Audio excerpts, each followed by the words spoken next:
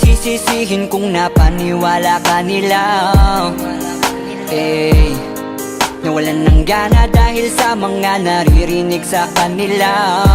Sabihin mang dati na yung nangyayari, hindi ka masisisi kung ayaw mo na.